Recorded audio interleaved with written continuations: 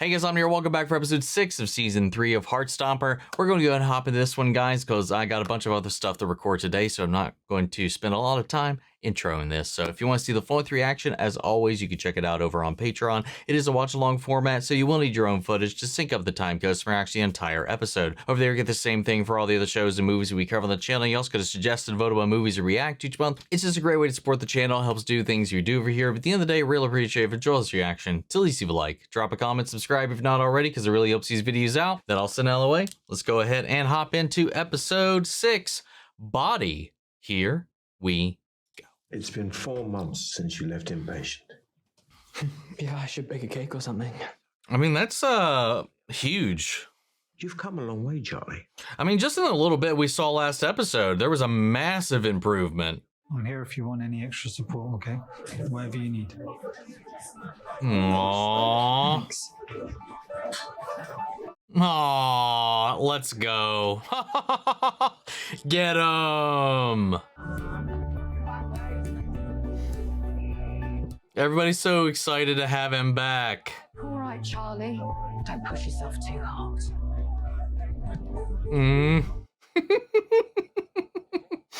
I still relapse 2 weeks after. I know it happens. It's normal. We talked about it. But you continue to criticize yourself about it. He just eat off. I said I can't. You're making me feel like shit. You sit there and make me feel insane. Just fuck off.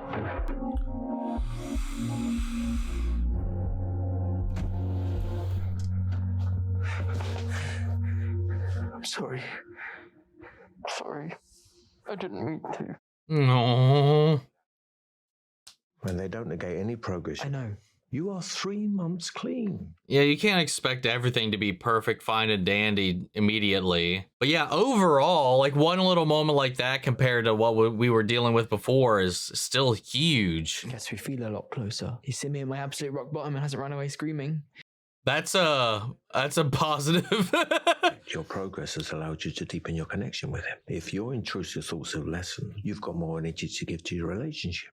Aww, let's go. More energy.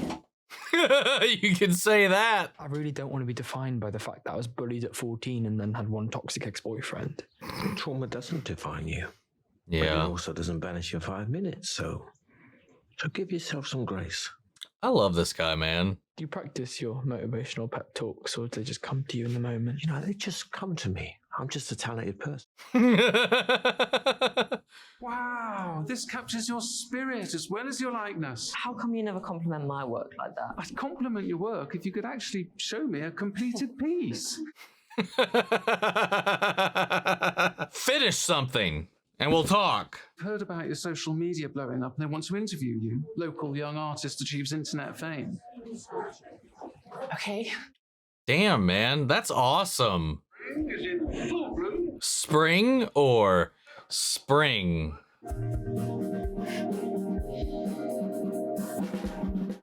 Oh, he heard him playing.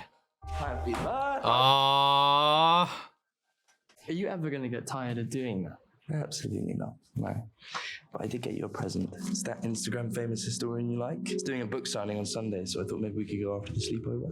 Wait, we get to meet him. I love you so much. Wow. Clearly not as much as Jack Maddox, but I'll take it. Hey, you can't beat everybody, man. Dude, the spark's just getting more powerful every time we get into this, man. We should probably.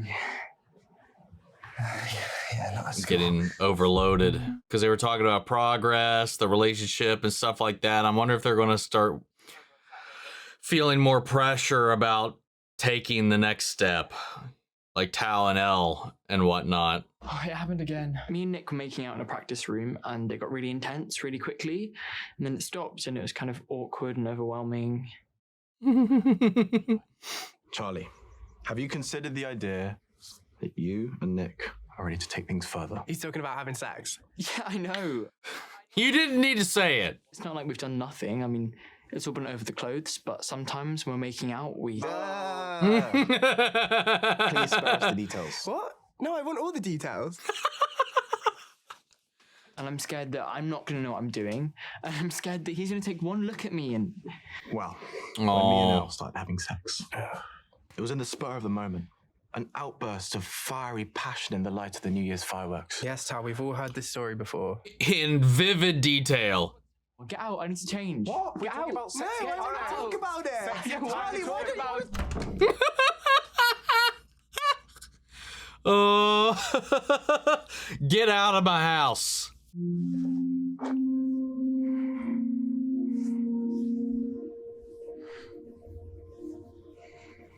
Oh. I just noticed his arm over there.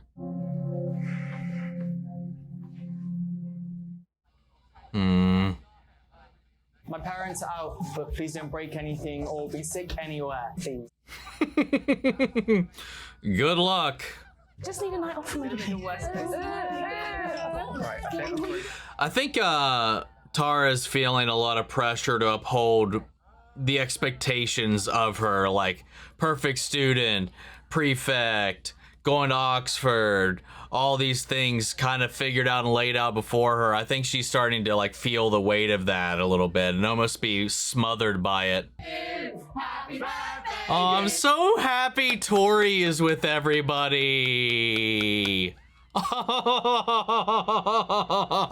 She's not just hiding in those shadows or in her bedroom. Hello. Hi? Charlie? Do you have a friend we don't know about? Oh, wait. Wait, is this... This is for you. I found him at a charity shop and he just had your energy, so I figured he belonged with you. Also, it made me sad seeing him sitting on a shelf on his own, so, okay, well, bye, everyone. Let's go! Woo! Tori's boyfriend. She won't confirm whether they're dating or not. Meow. Meow. Meow. I got this little guy at a convention. I think I should do it. You're so talented and the world needs to know. It's going to be a whole chapter of my Elle documentary. His eyebrows were aggressive there. I've been doing a lot of thinking and reflecting recently. I have no idea who I am. I don't really know much about anything at the moment, actually. Yeah, I get that. But what I do know is I don't want to keep hurting you. Do you hate me? No. I don't think I could ever hate you. Yeah. You helped me realize something pretty big about myself. I guess I could say the same about you. But you know we'd be awful together, right? No, yeah, I know. I like us better as friends. Aw, that was adorable, that transition. Just them being kids together. And then to that. Good choice. Is it sustainable? I'm trying to do my bit. Just drink it, Imogen. She's like, I'm not having any of your shit right now. Imogen's really been so defined by her connection to other people. Her crushes, all these things. She's been so adrift, so aloof and lost. It's hard to like for her to understand who she is. What does she like? What does she actually want? Who is she without those connections? I think she needs to figure that out before she can really be with anybody. And I like that they finally got to that point.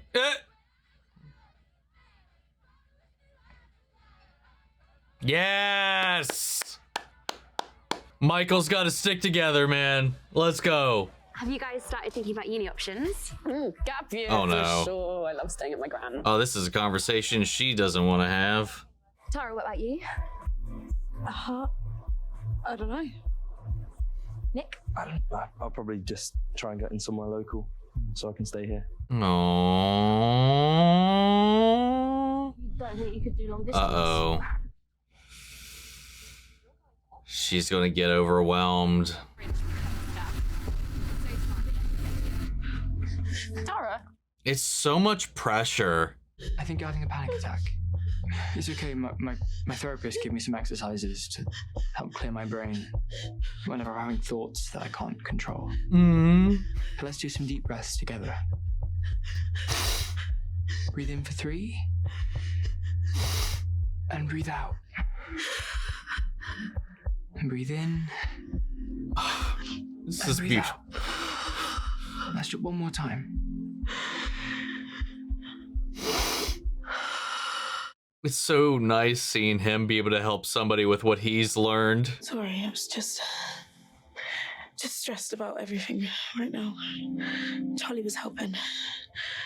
I'm fine. You really need to talk about it if you haven't yet, but your own time. That was amazing. I'm so drunk right now.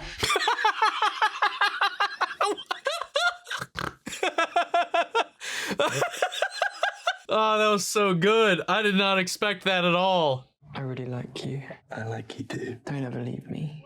I wasn't planning on it. Let's get you some water, okay? Come here. I've been thinking about something. I'm sure you've been thinking about a lot of things. Sex. I think about it all the time. Yeah, so do I.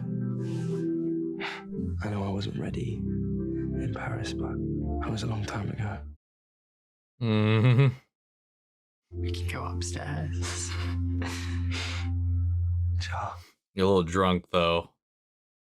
You're incredibly drunk. When I'm sober, I'm scared that you might just... that you'll look at me and... I think I'm gonna be sick. Oh shit. There's a lot of great, tension breakers in this episode. But yeah, you don't want that to be your first time. You remember last night? I remember running around in the garden, and then we were in the kitchen, and then... Oh my god, I'm so embarrassing. No, I'm glad you brought it up. Yeah, it needed to come up. Morning, campers. Mum and Dad will be back in half an hour. Just so you know. Oh, God. We have a lot of cleaning up to I do. can make egg on toast. I feel like you guys need the egg on toast. Dude, who is this guy? He's pretty awesome. So, I can have friends over too. Friends. Oh yeah, the book signing. You ready to meet the love of your life? You're so jealous right now. I'm allowed to have a crush on a celebrity. I can't believe I'm about to be replaced.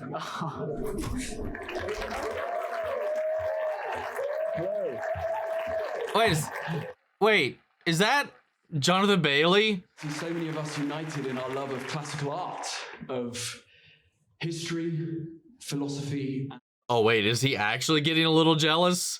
That little lingering shot of I'm here this afternoon with Elle Argent, a sixth form student of the Lambert School of Art, whose art has skyrocketed to popularity on social media. It just started to get more and more likes, and now I have over 50,000 followers. God damn. Let's go. Now, much of your art explores your identity as a young trans woman. Why is that your focus? Very proud to be trans. It's a big part of who I am, so I like to explore and express that in the art that I create. And that's so important right now, isn't it? Yeah. Yeah. Trans identities are the hot topic of the moment. Some call it a culture war, feminists versus trans. Oh God. I think it's so important we hear all voices and opinions, so I'd love to hear your thoughts on the debate. Trans people aren't a debate. We're human beings. Our speaker last week believed that the presence of gender-neutral bathrooms will increase cases of sexual assault against women. I'm very interested to get your thoughts about that. Oh, your speaker last week was transphobic then? Yeah. It's a bit of a heavy topic, isn't it? Let's move on to some... Oh wow, just decided to shift away from that. We were told she was here to discuss art. Should we go in? Not to be used as a Should we stop clickbait it? headline. I'd love to know how you feel about the potential new law, which could come in as soon as... I think I need to go. I'm sorry if I offended you. Wow. That was fucked up, man. You'll be hearing from me. You all know you can't trust a Mesopotamian to social progress. Nick's like, I don't get it. What is happening here? I was just wondering if you had any book recommendations about queerness in ancient Greece. Now that is a wonderful question, because I have just finished reading the most enthralling book last week while I was in Milan. I love how excited Nick gets when Charlie's happy and excited about something, even if he is being playfully jealous. So you're a big inspiration to me. That is so lovely to hear. Classics was my favourite school. What's your name? Charlie. Study hard. And don't ignore your Latin vocab. Thanks. What can I do for you? No, nothing. Yes. Really interesting talk. Really fun. The Mesopotamian joke was... Yeah. Thanks. You're very welcome. Nice to meet you. Really nice to meet you. When you're tagging along and you're just not sure how to interact. Oh, that's hilarious. Yeah, he's really hot. Oh, is that why he fumbled so hard? Oh, that's hilarious.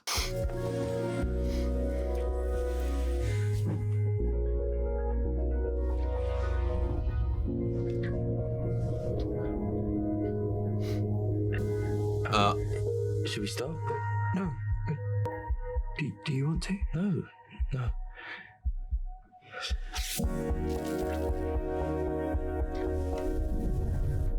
Can we get through this, or can I take this off? We should stop. No, wait. Door open, please, Charlie. Damn. Had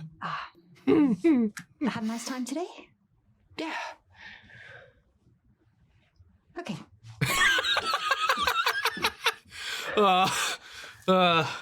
I'm nervous about taking my shirt off. I don't look like Jack Maddox or anything. And you know that I've got scars. Yeah. I know. You know I really fancy you. Like, infinitely more than Jack Maddox. Even though he's got a six-pack. I don't care about that. Well, I didn't know that until you brought it up. I love you.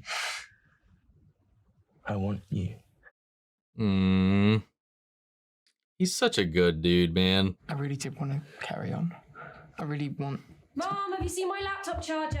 Maybe just not at your house, honey. And I just get into this headspace where all I can think about is how disgusting he'll think I look. Because I'm skinny and I've got scars.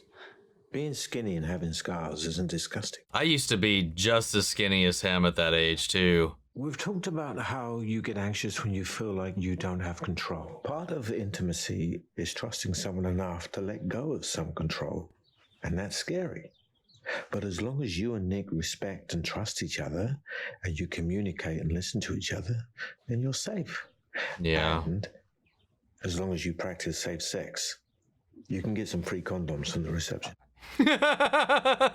Just wish I was more confident. I think you have a lot of confidence. Aren't you the one who confessed your feelings to Nick first, when you didn't even know whether he liked you back?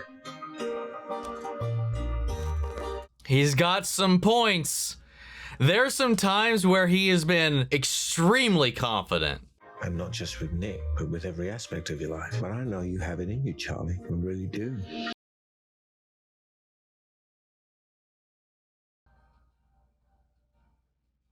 Aww. I like that a lot. That was a beautiful little hopeful end, little button to everything. Well, I mean, I guess that's kind of par for the course, but I liked all of this. Like, we're finally like diving into his insecurities and finding him in a place like, obviously these sessions with Jeff and stuff like that, we've gotten to see how he's been able to kind of adopt and adapt a lot of these lessons into his life. Hell, when Tara was having her breakdown because of, again, she's feeling the pressure of all these expectations of her performance, of her goals, of everything, of like adulthood just kind of creeping in, being right around the corner about what's she going to do for uni, what's she going to study. Like, everybody, she's like the perfect student. She's got all this pressure weighing on her to perform and then to make a decision and then to follow into those footsteps. Because now it's just all an expectation. It's all like a path that's been set before her. At this point, it just makes me wonder if is that even what she wants? Has she ever really even questioned that up until this point? You know, it's just, I'm really curious to see what she was going to do. But the fact that while she was having that breakdown at the party, Charlie was able to he just swooped right in and worked her through the panic attack. And that was beautiful, especially from Charlie to come in there and be the one to help somebody else through their impulsive reaction to their trauma or this weight, this anxiety. You know, he's been doing so much better. Sure, he relapsed in some of those flashbacks and stuff like that. It's bound to happen. We all have our bad days. Like, it's just natural. But the fact that that's just a moment in a multitude of others that are perfectly fine, or at least okay, as opposed to before where it was almost a constant state of being that he was feeling this cloud, this tension. And he's not really, it's not like, you know, he has made tremendous visible progress in a very short amount of time. Like, he reciprocated very well this help that he's received, which is great. Again, I like that they acknowledge that that's not going to be the case with everybody or every place they go, but for Charlie's story and his experience, it's working out. You know, the title of this episode obviously being called Body, you know, we got to kind of experience a couple different facets of that. Obviously, first and foremost, we're getting to this point where they've been together so long that they're like, okay, you know, just making out and getting hot and heavy and stuff. You know, obviously they're at that age too, where everything's a Russian. So like, there's this pressure now too that, oh, we got to stop before it gets to that next point because we haven't tackled that. We haven't had that conversation. We don't know what to do yet. And, you know, that sharing of one's body, but then there's also the insecurity that he has with his body. And we've seen it a time or two, you know, especially with his eating disorder. He is a skinny kid. Like I mentioned before, I was pretty much that size as well at his age. So, you know, I was never all that confident with taking off my shirt. I never really liked to do that anyway. So he's like, am I disgusting? Am I too skinny? Whatever. And then on top of that, he's also concerned about the scars because we know he's self-harmed and stuff like that.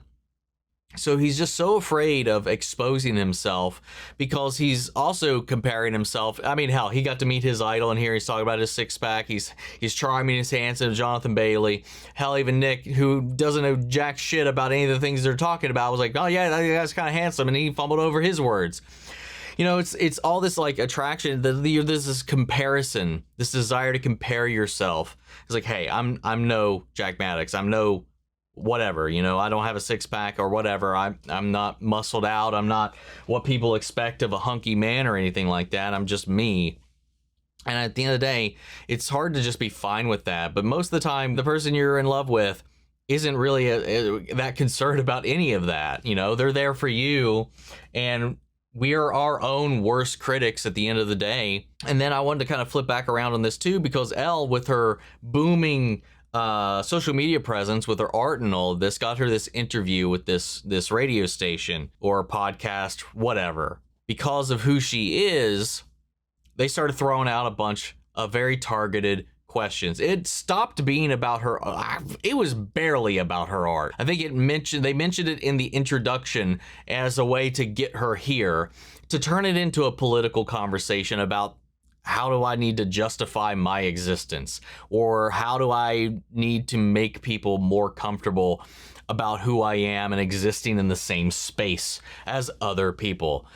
You know what? When I was at Chicago, when I went to C2E2, they had gender neutral bathrooms at the convention center. People just went in the fucking bathroom. It was perfectly fine. There's so much fear mongering that goes around this simply just because, one, people don't understand, and sometimes people obviously fear what they don't understand.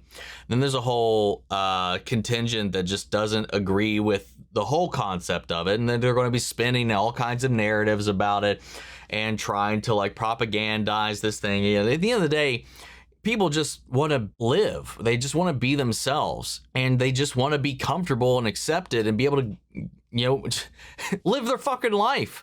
They're not hurting anybody. And you know what? Everybody was just fucking there to use the restroom. It was there was no big deal. There was no fuss. There was no nothing. People were minding their own business. People were being whatever. It was perfectly fine. This was fucked up what they did to Elle there, man. And then also, Michael, Tori's got a boyfriend now, though she hasn't admitted as such. He stayed the night as well. She's like, hey, you have friends over. I can have friends over. Friends my ass. We saw that glance. We saw that snowflake. But hell, it goes back to what I was talking about before. Eventually, she's going to find her people. And hell, she lucked out right there, man. I do have a strong bias towards other Michaels, though. So The guy's like super sweet. Brought Charlie a little cat gift. Says it matches his energy. Even offered to make them breakfast after their night drinking. Seems like a pretty chill guy. He matches Tori's energy as well. So that's exciting. And just the fact that she was there too, hanging out with Charlie and all his friends rather than skulking and observing. It's nice seeing her integrate and try to like mingle, exist with everybody else instead of just observe. Even in the background, like she's had her own little journey herself throughout the show so far. I will say though, towards the end here, when they were in Charlie's bed, getting hot and heavy here for a second, just before they were interrupted by his mom, I'm kind of surprised her reaction was as tame as it was, considering how she's talked about things before. But I think obviously she's gotten to a point where she's much more content and happy about everything that's going on, and just happy that Charlie's happy. And I think that's why she was like, I'm not going to say anything, but I'm also not going to shut the door. So it was like this happy medium. I thought that was kind of funny. But and then they were like, hey, if we're going to try this, maybe we probably don't do that here. You always got to figure that out. Whose house is the one where we're going to have the best chance of getting away with whatever at? That's the next step of the game, man. We only have 2 episodes left. I presume by the end of this season, they're going to do the deed. That's the trajectory I feel like we're on this season. I feel like that's the next step. And I had some people clarify that this season adapts volumes 4 and 5, so we actually shouldn't be missing anything when the movie comes out. So I guess I just misunderstood. I assumed season 3 was volume 3 or something of the sort, but that's not exactly the case. So it's an amalgam of different things. So that's also very comforting, because I was like, man, it kind of sucks if we're not going to get like the full picture or anything like that. But I know we have some fun facts and questions from Patreon, so we're going to go ahead and head over there. All right, from Vivi. I can't wait to see if they do Solitaire as a spin-off film. I want to see Tori and Michael's story come to life. I love Michael just as much as I love Tori. So I guess I'm assuming then, based on that comment, they have their own storyline in Tori's story, because that would be interesting to explore. Or if they just adapted that at all, I think that'd be really cool. Aaron says, Jonathan Bailey once said during an interview, everyone above the age of 40 should be forced to watch Heartstopper. What, if any, benefits do you think there are for older audiences watching the show? Do you think Elle's interview would have gone less terribly if the interviewer had been forced to watch a show like Heartstopper? Honestly, he's not wrong. I think a lot of people have a really skewed or obscured idea of the LGBTQ community. They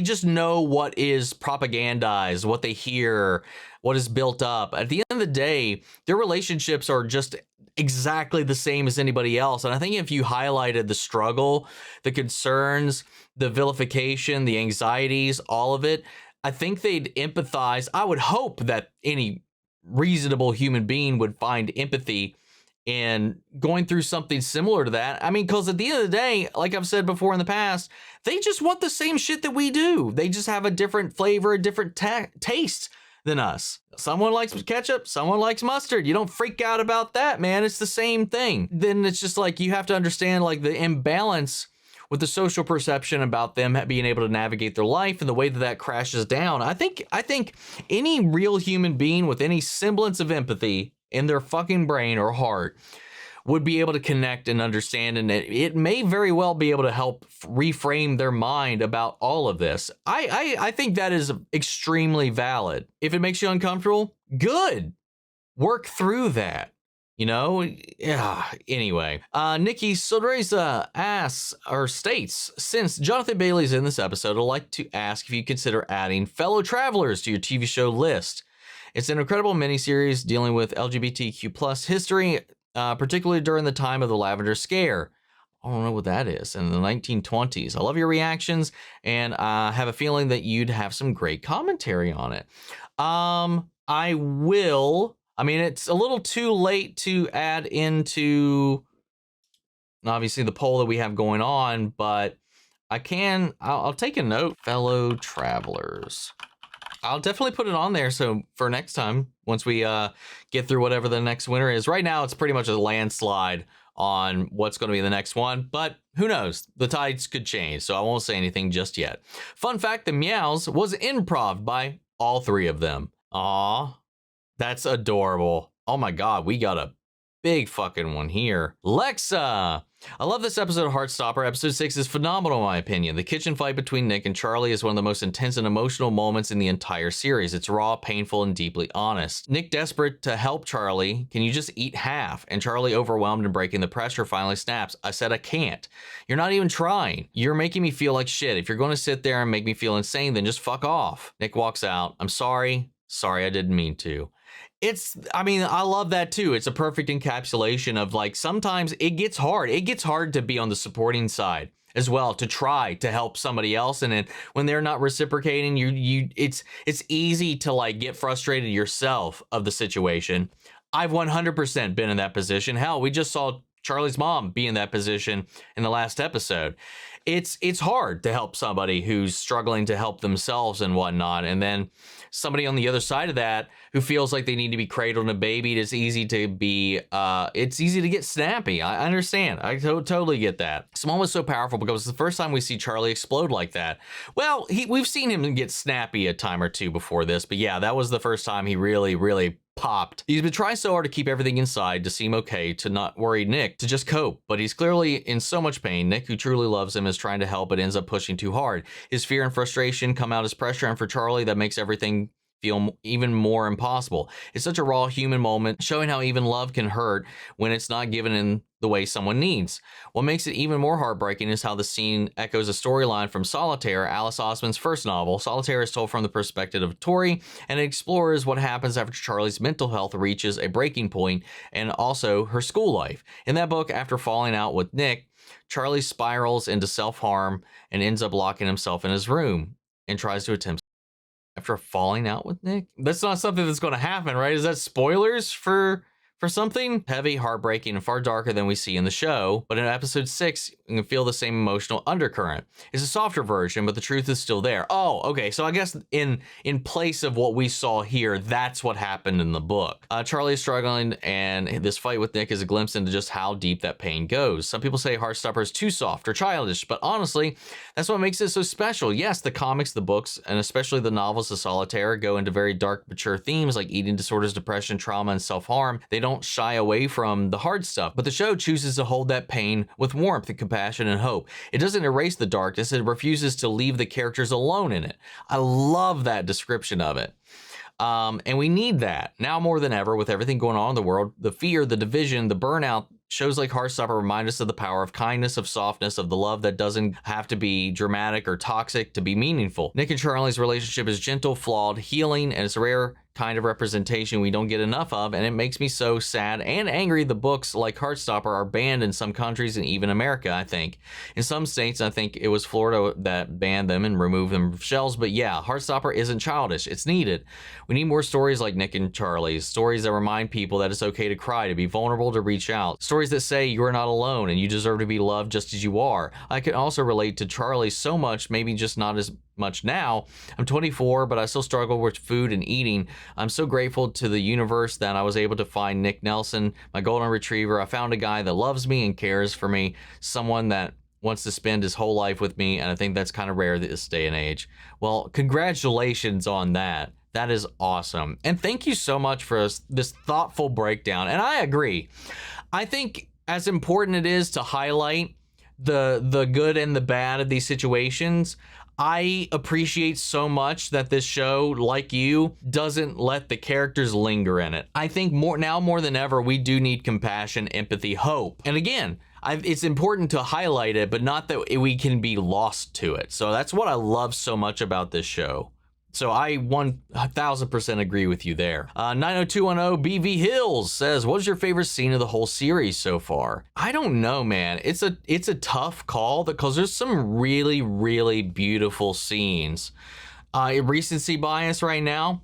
I think I absolutely love Charlie coming in and helping Darcy with her panic attack because that shows huge growth, again, compassion and warmth, and acceptance within this group that when any one of them has issues in the group, somebody at least is going to be there to help them through it all. And I like that Charlie is in a place, at least at the moment, where he was able to help somebody else through their ordeal. I think another one of my favorite moments, actually, no, okay. I thought of it. I think I thought of my favorite moment. I think my favorite moment is at the party where Nick breaks down on Tal's shoulder about his fears about Charlie, or hell, even the scene with Tal, comforting Nick about everything else, or just honestly, a lot of the conversations between those two, because it really shows those two being vulnerable, especially considering where they started off. I don't know. It's hard. There's so many good scenes. It's hard to pick just one, but I think that's the beauty of the show, that there's so many options. But I think that's probably the one that hit the most, is when, at least in recent memory, is when, they were at the party and Nick is just breaking down and Tal just lets him cry on his shoulder, because that's just a huge fucking moment right there. But thank you guys so much for your questions. And that's all I got right now for this episode, so I'm going to go ahead and pass it off to you guys. Sound off the comments, let me know your thoughts down below. We'll carry on the conversation after the video. Hope you enjoyed the reaction. If it did, leave a like, drop a comment, subscribe if you're not already. Remember, if you want to see the full length reaction, as always, you can check it out over on Patreon. And before we go, I want to shout out Angela Burr and Lily Chan's son. Thank you guys so much for becoming saviors over on the channel and helping support some of the rescues that we got in our care at the moment. Really appreciate you guys so much. And speaking of, before we go as well, let's shout out our channel legends: Erica Fisher, Armando Rosas, Ash, Casey Wood, Codename Witch, Demasius, David Furstenberg, Denise Mauricio, Durla, Gregory Toner, It's Mushi, Jade, Jake Contrell, Carmen Wilman, Liam Harold, Lily Chan's son, Mandy Sherrod, Muggy Holes, Nicodemus, Nikki G, Ollie Hodges, Philly J, Robert Anguiano, Russell Crockett, Sheila, Your Korskov, and your boy G-Man. Thank you guys so much for continued support. But that's just the video, guys. We'll see you all in the next one. Take care, everybody.